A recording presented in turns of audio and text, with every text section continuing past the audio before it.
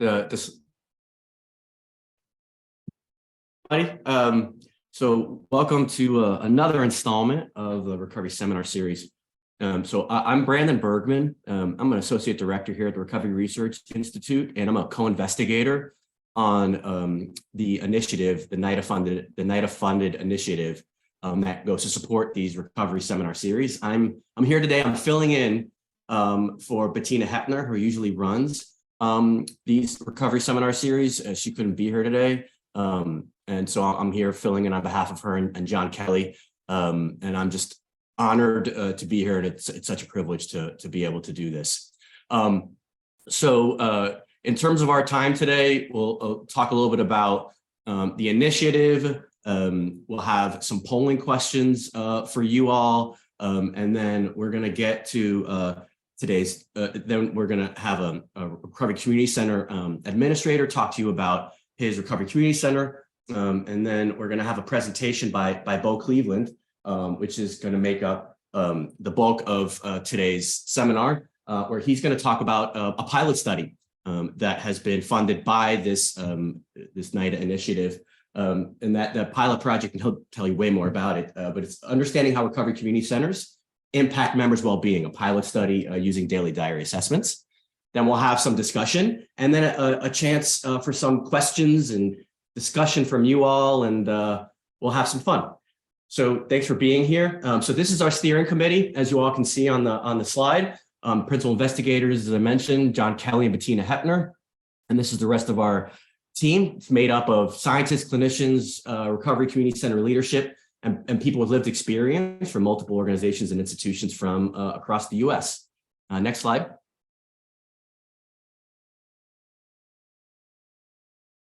And so we're going to put the polling questions up in a little bit, and one of those polling questions will ask who you are, because we want to get a sense of the kinds of stakeholders that are attending our recovery series seminar. And so here is a breakdown of past seminar series and the folks who are attending, and you could see it's the legend on the right corresponds in the pie chart with the respective color. So for example, RCC leaders and staff is like the light blue color, and that makes up about 30% as an example of the folks who tend to attend our seminar series. And you could see other stakeholder groups there as well. Okay, next slide.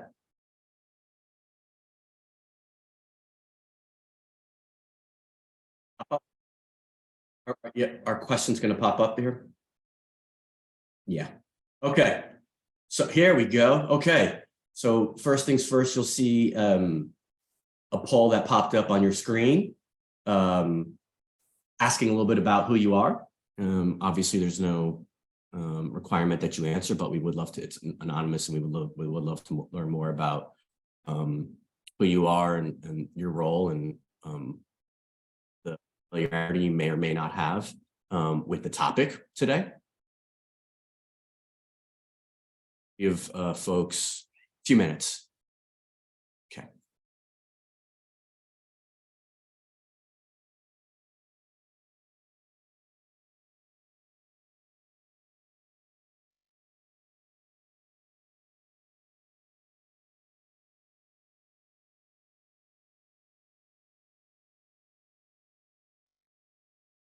While you're filling that out, before I forget, those of you who have been here before will know this, but please feel free to use the chat to post any questions that you have.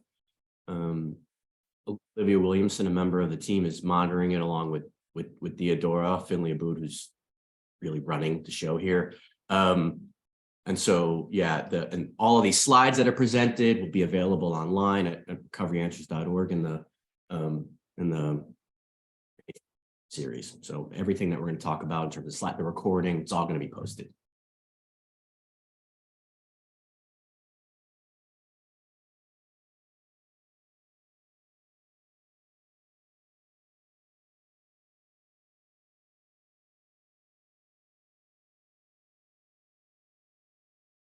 We're at about 47%, so we'll just give a couple more seconds for people to fill this out.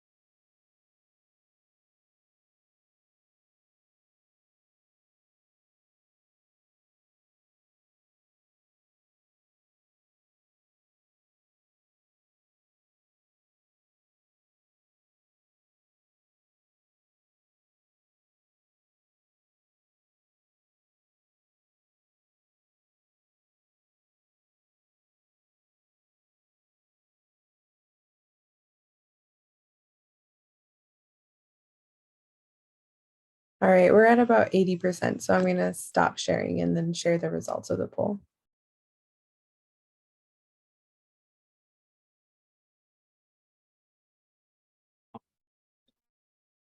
I'm gonna just review the results here myself, going through them. And can everybody see these results too? Like this is popping up on everybody's screen? Yeah? Okay, thanks. Yeah. Questions about some of the logistics. I appreciate your patience. The demographics look, and in terms of the professionals, the stakeholder groups that you all are representing, pretty consistent with some of what we were seeing in terms of past attendees. Really nice to see almost half, 43% are folks with lived experience. It's great.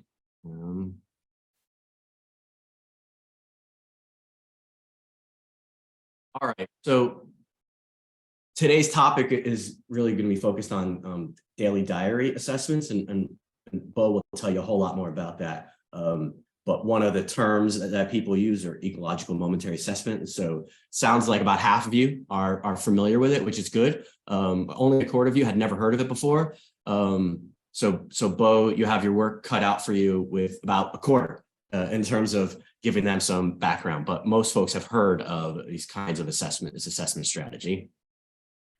And then we wanted to learn a little bit preemptively about what folks thought about like the feasibility of doing these kinds of daily diaries or this intensive, what we call intensive longitudinal modeling or intensive longitudinal. And so in terms of the number of questionnaires that you thought would be doable in a day, and again, Bo's going to talk about all of these things in the context of his pilot study, but about half of you, I just said about 2 to 3 per day would be okay, and 1 per day. 10% felt like 6 to 8 per day would be okay. You guys, I wouldn't do 6 to 8 per day. All right, and last but not, what's that? If you want to explain the last one, that's fine. Yeah. I just want to go through the last one too, and then we'll move on. So in terms of, in this last item, number 7, was where we're trying to get a sense of the topics or the sort of behaviors or activities that you all felt would be good to measure in terms of understanding the processes that are occurring and or benefits that are being derived from Recovery Community Center participation. And because they were not mutually exclusive, it looks like large proportions were selecting other, lots of them. 3/4 of you said, you wanted to get a sense of how much time folks were spending. Almost all of you, 92%, responded to identified wanting to collect info about activities, which makes a whole lot of sense. Interestingly, so I wouldn't have really known what to predict here, but 82% of you felt like you would want to get a sense of how folks felt before versus after participating in an event, which is, and again, as Bo will tell you, is one of the really innovative and cool ways that this assessment strategy can provide us with info that is really hard to get with other kinds of more traditional assessment strategies. So I think, yeah, with that, we can move on. All right. All right. And so before I hand it off to Javier to tell you about his Recovery Community Center in Utah, I just wanted to really quickly give folks a heads up about our the Consortium on Addiction Recovery Science, or CORS. So this is, this initiative that you're attending this seminar, it's under an initiative occurring at the Recovery Research Institute. There are other organizations that have similar kinds of initiatives that are funded by NIDA to expand or enhance the infrastructure on the study of recovery support services broadly speaking. And so we want to encourage you to check out some of the resources there. Again, all these slides and the recording are going to be available online. So these are all linked to the landing pages. And so I did want to highlight a couple of things. One is part of our initiative involves funding pilot studies. Right? That's what Bo's going to be talking about today, is his pilot study that was funded through our NIDA funded our NIDA supported our 24. So our next funding, the first step for these pilot study applications is to submit a letter of intent or an LOI. The deadline has been extended to May 16th. It was earlier. So today is what, May 5th. So you've got 11 days. Please, if you're considering it, we really would love to see your application. Send us a letter. If you have questions about it, please feel free to reach out to us as well. We're happy to meet with folks. If you're not sure if your idea fits within the kind of call for applications, quote unquote. Thank you. Olivia just posted the link for to find out more about the pilot study funding. And one of our colleagues, Amy Miracle, has a similar initiative where ours is focused on recovery community centers. Her teams is focused on recovery housing. Their next fund, they have similar pilot study applications. Their next funding cycle opens in October. And yeah, you can find out more in terms of upcoming events with respect to our initiative by going to the CORE's link there, and more about Dr. Miracle's, her group's initiative on recovery housing. They have a webinar series, seminar series, just like ours, but focused on recovery housing. Please feel free to check that out as well. All right, next slide. So as you know, those of you that have been here to our seminar series before know, we love featuring a recovery community center leader, administrator, someone who is on the ground and making a difference in folks' lives through their leadership at recovery community centers. And today we have Javier Alegre, who's the executive director for the Latino Behavioral Health Service. And Javier, I'll hand it over to you, and you tell the folks more about what you do in your organization. Thank you, Brandon. I just got a little quick pop-up message saying my internet connection is unstable, so hopefully you all can hear me well. Yeah, you're good. Okay, thank you. So I'm very excited to be here and get to share a little bit about who we are and what we do in Utah. Latino Behavioral Health Services is a nonprofit organization. It's a CBO, community-based organization. It's an RCO, recovery community organization. And we run an RCC, which is called Jackie's Place. Let me explain. Jackie is our founding mother. She is the person, the force behind our existence today. And she passed away about 6 years ago. So we opened up this, we name our recovery community center after her in her honor. So let me explain. The name tells you a lot. Excuse me. Our primary focus is the Latino and Hispanic community, even though we work with a lot of multicultural and multi-race individual, especially youth. Our services are not only language specific, but also culturally responsive. In our RCC, when a person walks into the door, they will find a wall of art and maps representing all of the countries that we serve, and not only serve, but all of the individuals that work at Latino Behavioral and their countries. We have over 13 countries represented in our staff. So chances are you will find someone from your country of origin when you walk through the doors. Our space is not only designed to feel homey and welcoming, but it's also designed to integrate the participants into their life experience that our staff has. So our spaces are open, our spaces are integrated. So when a participant comes in, whether it's to use the phone, get some coffee, or hang out and sit in a space where they can feel safe and they can feel comfortable, they are most likely going to run into a staff member. A staff member is going to have the opportunity to check in with them, casually talk to them, offer them additional support. Sometimes we just want to sit and be alone with our thoughts, and that's perfectly fine. But if you need, or the participant needs additional support, we're happy to provide it, and we will make multiple efforts to offer it without feeling too pushy.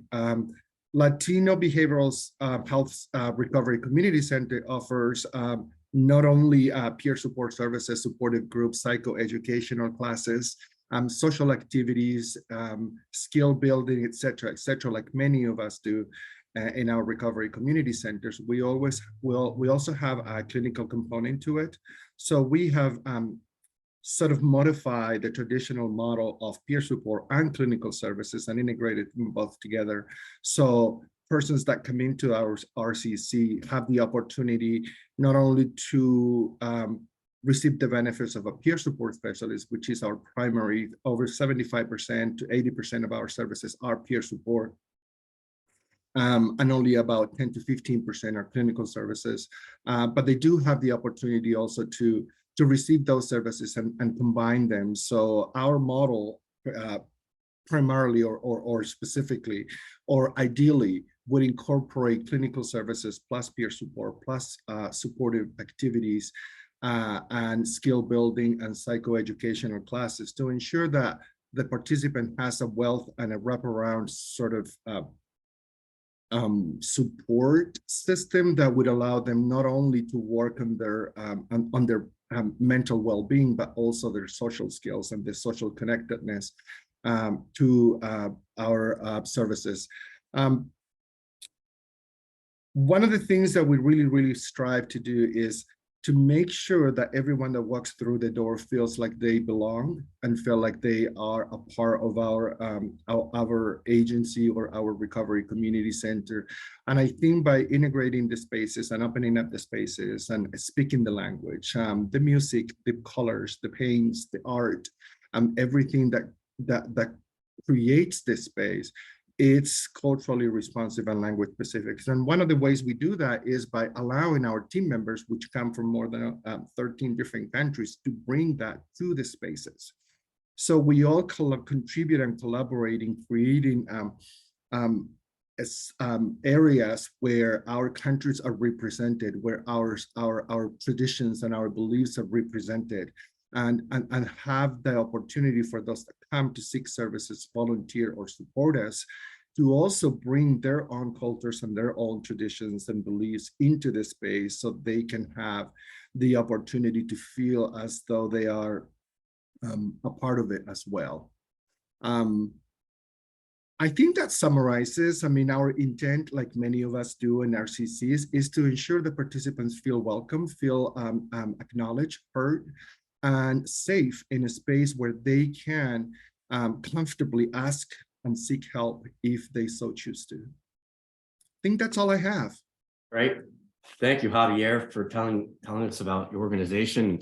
And I always love seeing when there are organizations like yours that cater to folks who tend to be marginalized or have experiences that are not as positive, not just the recovery community, not just in recovery spaces, but all over the country. And so, one of the things we know is just how important a sense of, I think you mentioned this idea of belongingness and how important that is.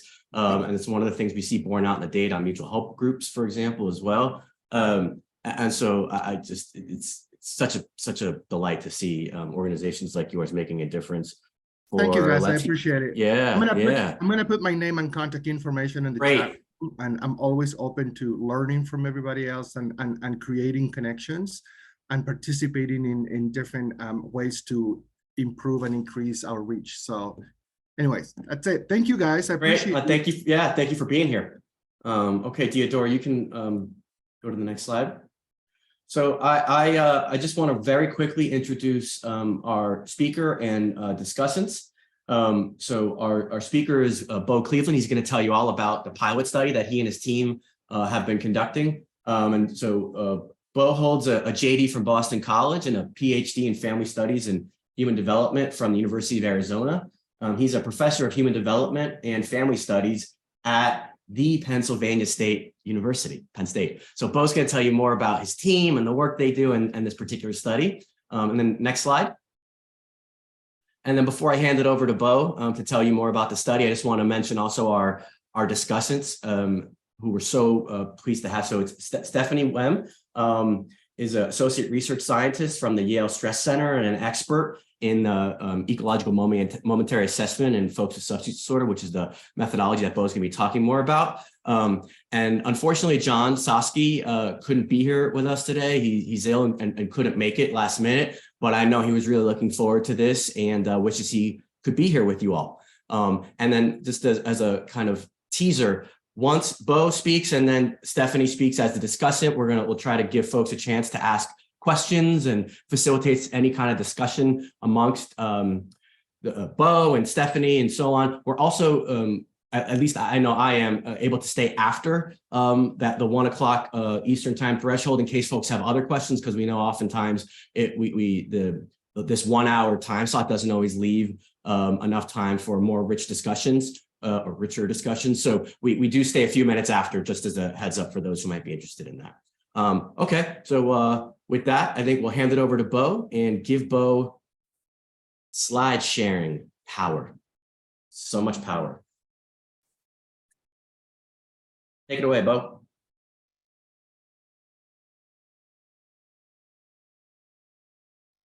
Am I unmuted? You are unmuted. Yes, you're good. All right, step one, good. Okay. There you So, go. Javier, thank you so much for, oops, sorry, that's what's going on. That happened suddenly.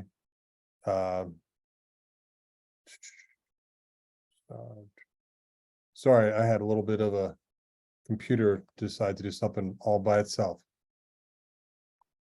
Yeah, try pressing presenter view. Okay, that seems to, Instead of- this looks like it's something I can do. Okay. I'll go with this. All right. Thank you for this opportunity to talk about this project. I want to especially thank the funders, including RRI and also Penn State, that provided some of the initial funds for me to begin building collaborations in the Pennsylvania community that made this project possible. So, sorry, this is, so before I get started, I want to talk about my research team. I work with some great individuals, including Tim Brick. Tim is in the upper center. He's my collaborator. He actually runs the Wear It project, which is the way that we collect data for this and other projects. On the upper right is Kyler Knapp. He's my old student who's now at the University of Buffalo. Other people on my team are contributing in different ways, all bring a lot to the table. About half of us have lived experience. Others are allies, and I think we all bring something to the table, and it's just been a great group to work with. I'm sorry. I'm running into some weird thing. Let me restart. If you'd like, I can share too. Let me just try again. I apologize for the whatever weirdness is going on. I will try presenter view as told. Yeah, give that a shot. But it is going, yeah, actually, why don't you do it? For whatever reason, it's just taking over. So I'm gonna stop sharing. And Thanks, Theodore.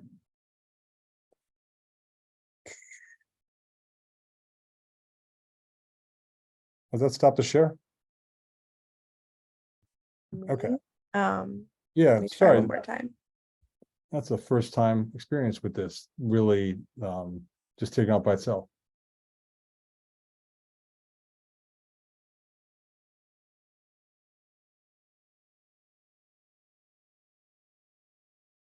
Your patience, everybody. Yeah. These technical difficulties are happening when I host. No, Give us a moment. I just pushed play from current slide and it just took off. Oh, right. yeah. Oh no. Is it happening for you too, Theodora? Yeah. So it's not my computer. That's awesome.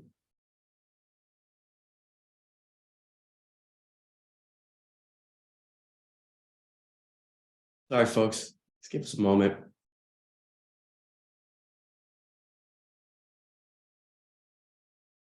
Okay.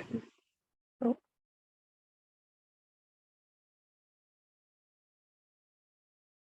Yeah, Bo, rest assured, it was not your PowerPoint. There's something going on.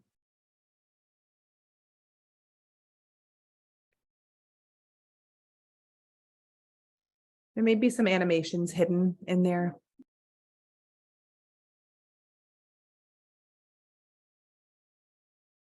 Eric Duffy, thank you, who is the program officer for this Night of Fun at R24 Recovery Seminar Series, says maybe instead of hitting play, hit the screen icon on the lower right-hand side.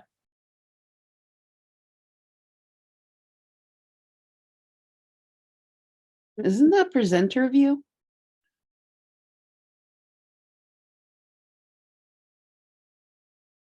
PhDs does it take to start a PowerPoint slide presentation? I'm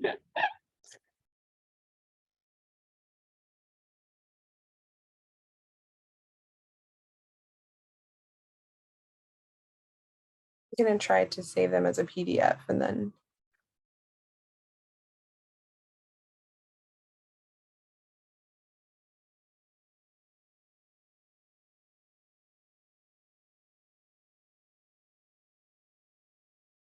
I can confirm it's not like PowerPoint. It's there's slide deck. It just starts going automatically. Maybe it's the use timing settings in under slideshow. I know you're looking at printing it to PowerPoint, but maybe that's it.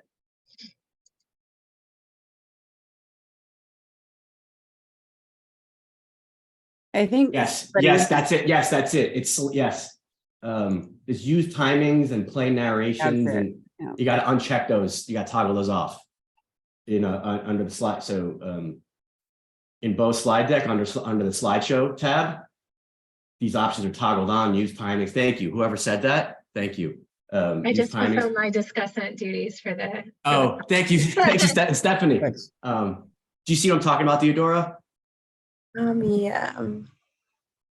Let Just got to me- toggle. Try just toggling those off, and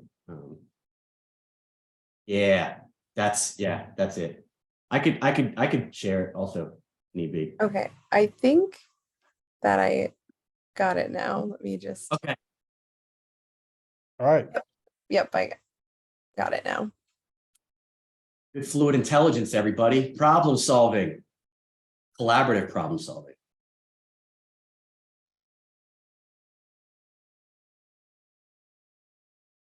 Okay, Okay, great.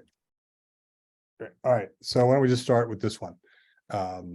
So this is the outline. What I want to do today is talk about this project, but first begin by talking about recovery itself, how we define it, and then why we collect within-person data. Then I'm going to describe the project overall, and specifically get into 3 goals of this project, and then present findings that address each of these goals. Next slide. So first of all, the definition we use for recovery is drawn from the Recovery Research Collaborative. It's an individualized, intentional, dynamic, relational process involving sustained efforts to improve wellness. And the part of this which is underlined after substance use disorder is not part of the formal definition, but for this context, we're including it. It is individualized. Next. So it's individualized. Everyone has their own challenges and resources. You know, everyone's personal characteristics, the context that they're in, their own histories, their economic experiences, their racial experiences. They can all make a difference. It's also dynamic. Next, and sorry, it's intentional. This requires purposeful efforts. You know, you have to do this yourself. It's not something someone gives you. Next. It's dynamic. All these things that happen to us across time. Stressors happen to us on a daily basis. They're stronger on some days than other days. The supports that we receive are actually, experienced at a given time. And our well-being varies as well across time. So dynamics are a really important part of this definition. Next. It's relational. It's possible that recovery can happen by yourself. But for most people, recovery is a relational process. It includes the people that support your recovery directly. It's other people who don't actually pull you away from your recovery.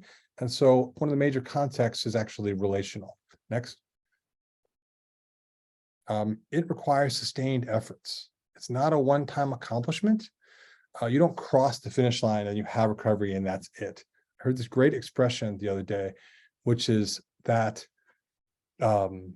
success is rented, not owned, and that the rent is due every day. And when I first heard that, I was thinking about telling my son to study for geometry. And then it occurred to me, oh, wait, this applies to all of us. Next. It's not just the lack of using. It's not just abstinence. Recovery is a overall holistic experience. So it's about the whole person. Next. So my lab collects data on a within-person basis. This uses intensive longitudinal data. A term which is sometimes used for this is ecological momentary assessment. This within-person approach requires repeated, often intensive assessments of individuals. The more general term for this is intensive longitudinal data. And if it's actually happening in the moment, and actually asking you to assess how you're feeling right now in a certain context, it's called ecological momentary assessment. If it's happening at the daily level, at the end of day, it's a daily diary assessment. But the broader term is intensive longitudinal data. So we apply this within-person approach for different reasons. First of all, we want to capture the dynamics of the individualized and relational mechanisms through which recovery is built and maintained. Secondly, we want to measure and assess the daily stressors, experiences, coping strategies used to maintain well-being. We want to understand and determine how recovery support programs impact these daily processes through which recovery is maintained. We think about this recovery in this really dynamic fashion. So if we want to actually assess how a program is impacting it, we have to carry that same framework into the assessment of the program. Next slide. So in terms of goals, the first goal is to consult with RCC members and staff to select data collection protocols and develop survey instruments. The second goal is to collect data and assess the quality of the data. And the third goal is to determine how data can be used to understand RCC experiences and their implications. Next. During the first part of this process, we work with two organizations in our state. They're phenomenal organizations. The first one is the RAISE Project. We're working with them off and on for about 5 years. They are a very large recovery community organization in central Pennsylvania, based out of Harrisburg. They provide advocacy, sober living housing facilities. They run the Warm Handoff program in the central part of the state. Life skills courses, mutual help support group meetings. They are a phenomenal organization. We also worked with Lost Dreams Awakening, which is in New Kensington, Pennsylvania, which is a community above Pittsburgh. I would say about 10, 15 miles above Pittsburgh, or maybe 5 miles. It just takes a long time to drive around that area. It may actually be really close. It is an amazing organization that provides training for recovery coaches, education for recovery capital, other recovery-related trainings for individuals, businesses, and nonprofits. They host educational programs, support services, et cetera. Both these organizations support MAT pathways. Thank you. The first goal was to consult with RCC members and staff to select data collection protocols and develop survey instruments. We did this through first getting to know possible organizations that we want to work with, traveling to these RCCs, and when we do this, we provide food and compensation for people's time. And we take part in a feedback process where we go and we have these 3-hour-long meetings. The first one focused on the overall study protocols, baseline, explanation of daily diary data collections. introducing members to daily surveys and like what this whole thing is about. Then we go away with the information that we gained, we make changes, and we return a second time. And the second time we really focus in on the daily diary surveys. Next slide.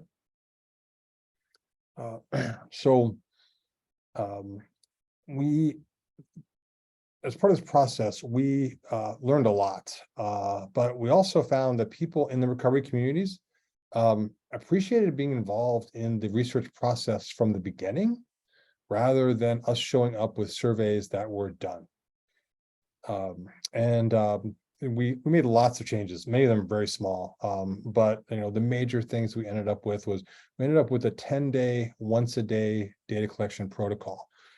This is really based upon listening to the people who run the communities and people who are in the communities. And we wanted to err on the side of less is more, because then we will have less data collection, but more people participating. We are trying to find out what's happening inside RCCs. So if we scare off people by saying 21 days, 3 times a day, and I've done that before, scared off people, then we don't get as broad of a sampling of people's experiences inside the RCC. So we ended up with a fairly modest protocol of 10 days, once a day. And we've done this before in different settings, 12 days, 4 times a day, 30 days, 1 time a day, 3 times a day for 10 days. We've done different things, but this is what it seemed would work the best in this situation for these communities. Now, we added to topics that we assess things that we were just missing from the beginning, or transportation, family support, and interactions. It's interesting that we were missing family support and interactions, because we were going in thinking, this is about the RCC. That's what we want to get, information about the RCC. And I mean, I work in a family studies department, and I've worked with college kids in recovery, and the family is the major thing we're looking at. We always assess families, but I dropped it. And the first thing that the community actually said was, you need to put that back in. They also suggested different ordering. Everyone understands we have to assess craving, but they don't want to start off with the craving questions first thing. And then we modified the terminology for meetings and places, programs, etc. Interestingly, a lot of people don't know what an RCC is. They're like, oh, this place. Like, oh, yeah, this place. This is what we mean. So we have to tweak the language that we're using in different ways. In some ways, a lot of the old language when I started to do this work was sort of dated, but in some ways it was still really valuable and still used. And sometimes some of the words that the academics think we should be using, people in the communities don't use those words. So we needed to make those changes. Next slide, please. So this gives a summary of what we did. We have a baseline survey that we give to people. It's about 30 minutes long. And then we onboard them for a 10-day smartphone survey. We use the Penn State Wear It app that my friend Tim Brick has developed. And this really helps us a lot because we can make changes on the fly. If we have problems, we have people who can debug things, actually in our department. It's really, really helpful. We assess, lots of things, including craving, affect, experiences at the RCC, work experiences, family interactions, 12-step support meetings, in general, recovery support meetings. The images are the Wear It app as it appears on your screen when you click on it, and then to the right, this is what it looks like on your screen when you're actually in the app. Next slide. So the next goal is to collect data and then assess its quality. These are the groups that we got to work with. They're all in the western part of the state. That is just the way things unfolded. We started working with Lost Dreams Awakening, and we had some connections with a group called Sage's Army. And then through Lost Dreams Awakening, we got another connection to Indiana County Recovery Center, and it just kept going on from there. Onala is actually in downtown Pittsburgh, and the rest are in the surrounding communities. One thing to note was that while we were doing this, just in our head was recovery centers that are drop-in centers. And that's the way we designed our study. And then we find that, a lot of these recovery centers work differently. depending upon where they're nested. We arranged to collect data in one RCC that actually has a physical place, but no one really goes by because it's a very rural community, or very few people stop by. And we're just, talking to them on the phone and having a Zoom meeting and thinking everything's gonna go great. And then at the end, they're like, so we're a really small community. And then we looked it up. There are 230 people who live in their town. And so they do not operate the way a RCC operates in a different place. They meet there in the morning, and then they drive out to provide support to the community. So we're going to continue to work with them in the future, but it doesn't really make sense to work with them if we're collecting data about what's happening at the RCC.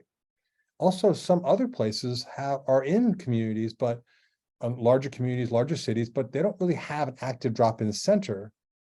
They have a place, but that community has not developed yet in an organic way.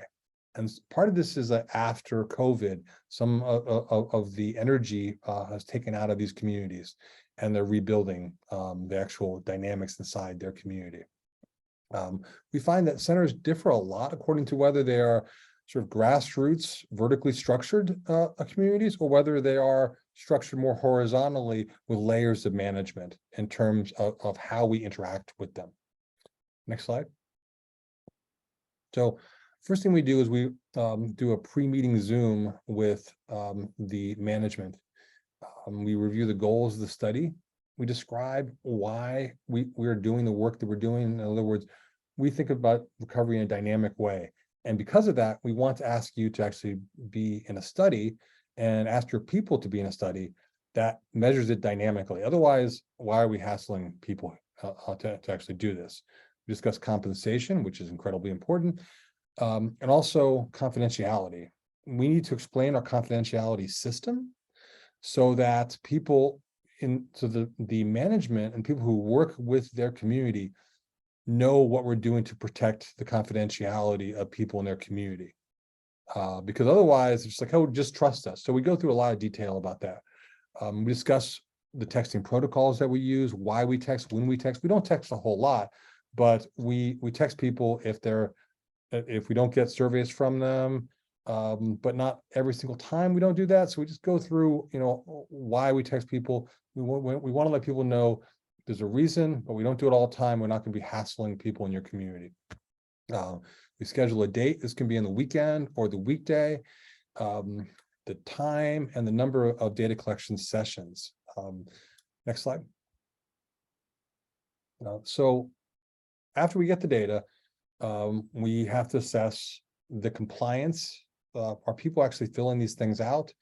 The demographics of the sample, whether we're getting within person variability that we actually are interested in, and then the reliability of the assessments. Next slide. This figure provides information on the amount of compliance that we're getting. The lower box at the bottom on the right-hand side shows that we're getting about 84%, 83.7% compliance. This is a really good response rate. And it breaks it down across locations so that you can see that we do have some variability across locations, and as low as 71% and as high as 88%. I don't view these as particularly problematic in terms of the variability, but we're going to be examining the dynamics around those differences as we go on. Next slide. So the next 3 slides show basically the same slide, but just different aspects of this slide. This is a figure that demonstrates how much data we got. The orange is data that we actually received. And so across from up to down is the 97 people in our study. From left to right are the number of days in our study. If it's all orange, we get all the data. If it's all blue, we get none of the data. So next slide. So this person up here, we got very little data. They filled in the survey when they were sitting with us, and then they didn't actually really join the study. And that's fine, that's going to happen. And then this next person filled out data on every single day. So overall, I think this shows that we got some pretty good data. That's a nice way of thinking about it visually. Next slide. We have a few slides about demographics. This slide is pretty basic. It shows that we have good range of people in our studies in terms of age. So we have people from 22 years old to 76 years old. So we're not just focusing on young adults or older adults. We have a pretty good breakdown for sex and gender, about 50%, a little less than 50% male, a little more for female. In terms of ethnicity, our characteristics in terms of ethnicity basically match the communities, but with with terms of it being actually really low in Hispanic representation, but that matches the communities where we are.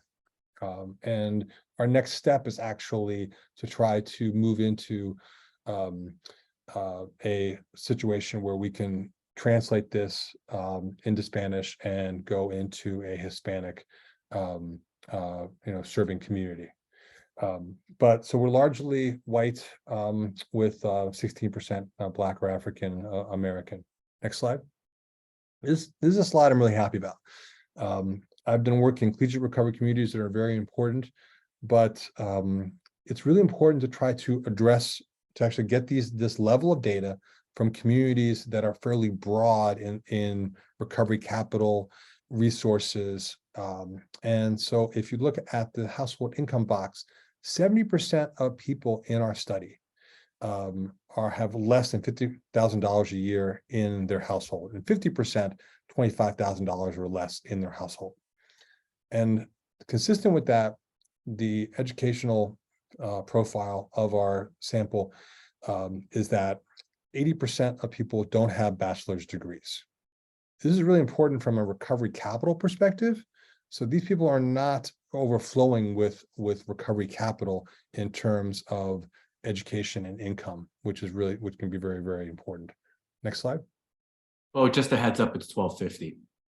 Yeesh. Okay. Well, we had those technical difficulties and whatever. Just take your time if you need to, and we'll sort it out. But just wanted to give you a heads up.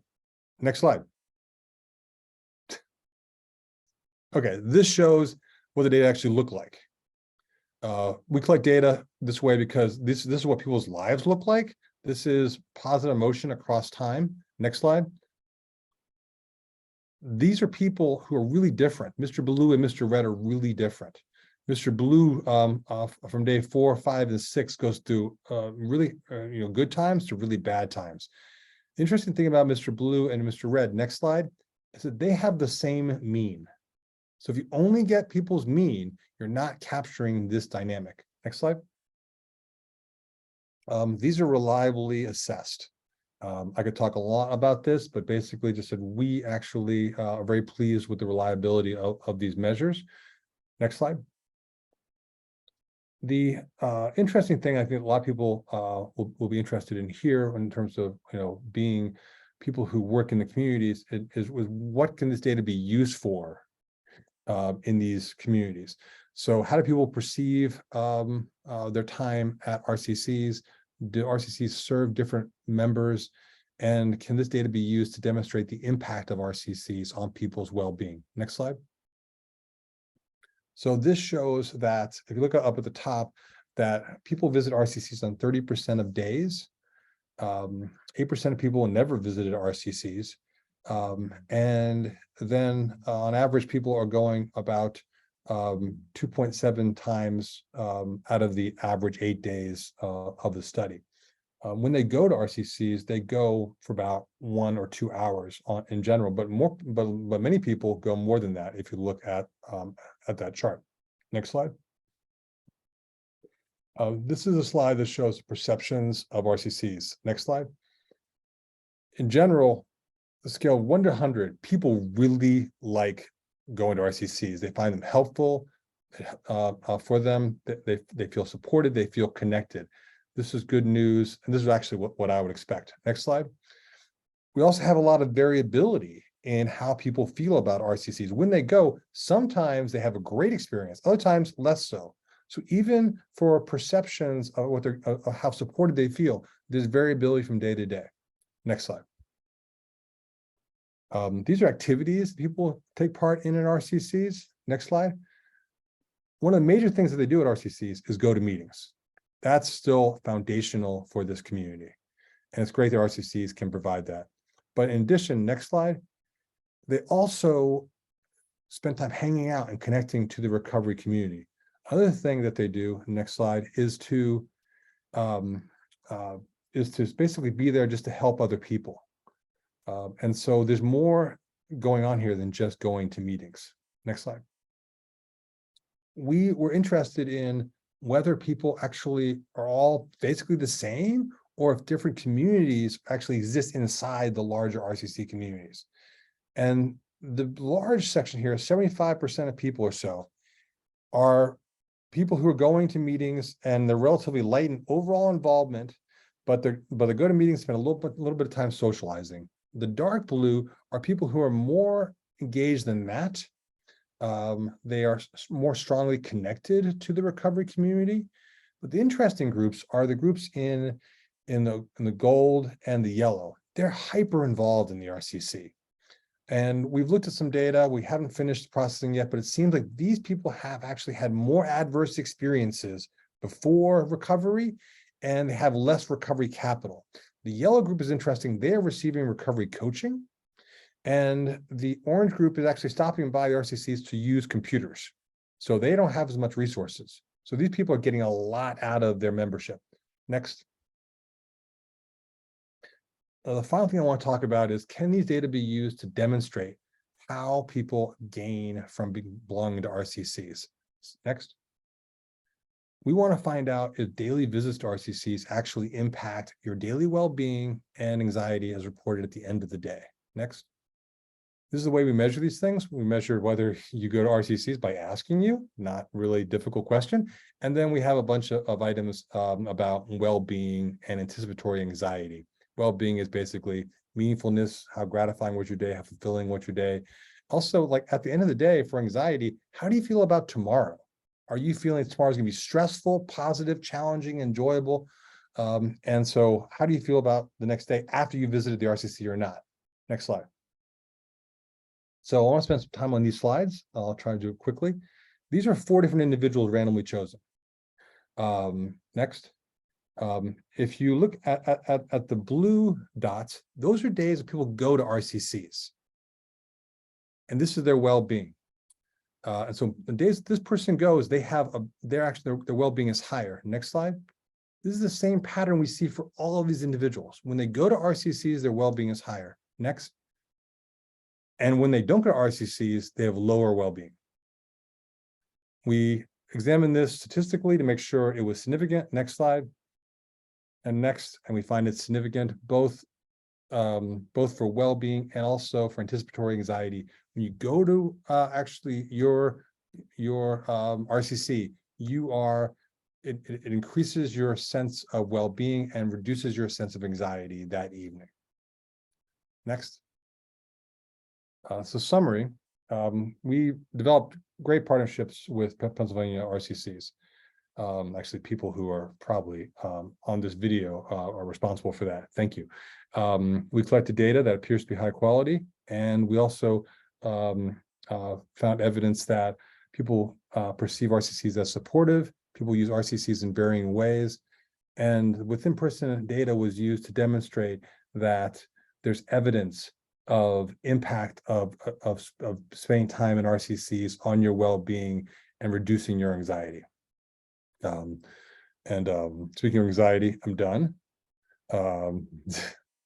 Sorry for the technical difficulty. No. Thank you so much, Bill. And I was dragging on time at the beginning too. So, hey, look, we're making do. Thanks for boogieing through some of those slides at the end. So just for the sake of time, I'm going to hand it over to Stephanie Wem, our discussant. We won't have time, I don't think, for Q&A, but we are staying after. So please feel free if you do have questions after Stephanie's comments and impressions.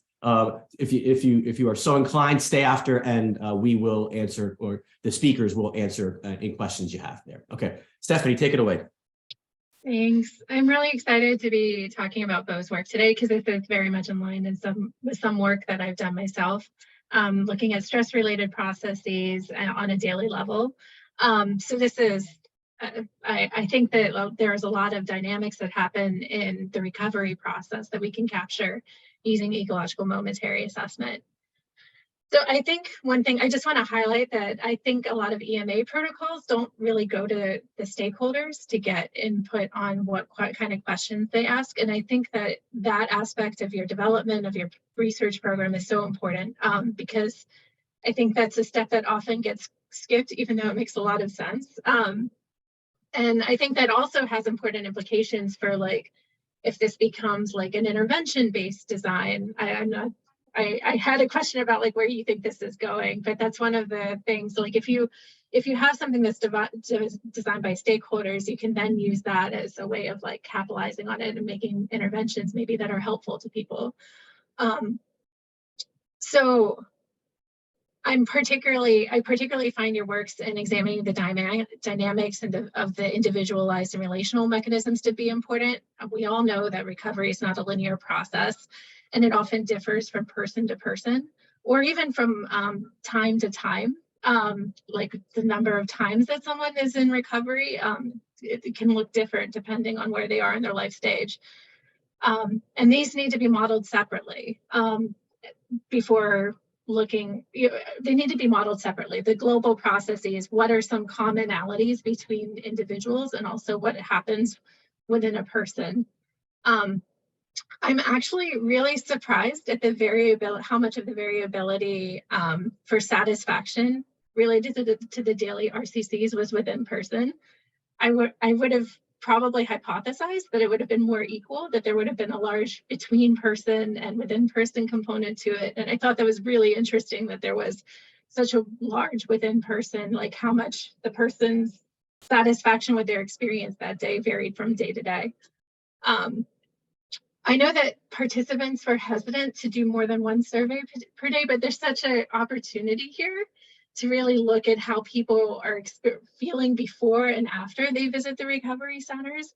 And you really can then examine the importance of time in that matter. When is it most critical for a person to go to a recovery center? I understand why you chose doing daily diaries, but it's an opportunity for EMA to really look at these within day processes. All that said, I was really impressed with your level of compliance. 82% is a great compliance level for daily diary and EMA surveys. It's incredible that you are able to get such high compliance across different sites with such important information. I think there's a meta-analysis that was published a few years ago, and I think the average compliance was around 73-ish%. So just for context, it's really incredible that you had the level of compliance that you did. One question I had was in regards to the results related to greater well-being. Of those that came to the recovery center, did people have higher levels of well-being after doing different activities? So I think you were just kind of looking at like whether they went or not, but I was curious about like what kinds of activities led to greater well-being. Like, was it going to mutual support groups, or was it like doing the social activities that were at the recovery centers? Because that can tell you at least, and I imagine that there's variability between person and or within person about what would be the most impactful. So in the sake of time, I just want to say that this is such a great project, and I'm really looking forward to seeing more on it as you collect more data. Thank you, Stephanie, for lending your expertise to the presentation today and your contribution here. So just again, we are going to stay after folks have questions, but it is one, and I want to be mindful of time. Theodore, can you put the last slide back up? So I'll help close out our seminar for today by just mentioning a few things. Obviously, want to thank Javier and Bo and Stephanie for their time and the contribution here to the field and our project here at the RRI. And just a quick reminder, again, about the pilot study funding. Letters of intent are due May 16th. Check out that link for more information, and a plug for our next seminar on Friday, June 2nd, again at 12 p.m. It's gonna be all about community engaged research, which Bo actually alluded to quite a bit in his presentation and his research today, which was cool. So it's a bit of a teaser for what's to come on Friday, June 2nd. And so with that, I want to thank everybody for their time and attention, and you all are free to go. But again, stay on for those of you who have questions. Okay, bye everybody.